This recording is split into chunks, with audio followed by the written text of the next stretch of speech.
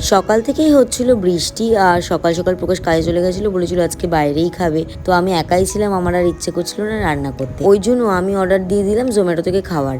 144 টাকা 50 পয়সায় কি কি দিয়েছে সেটাই আজকে তোমাদের সাথে শেয়ার করব।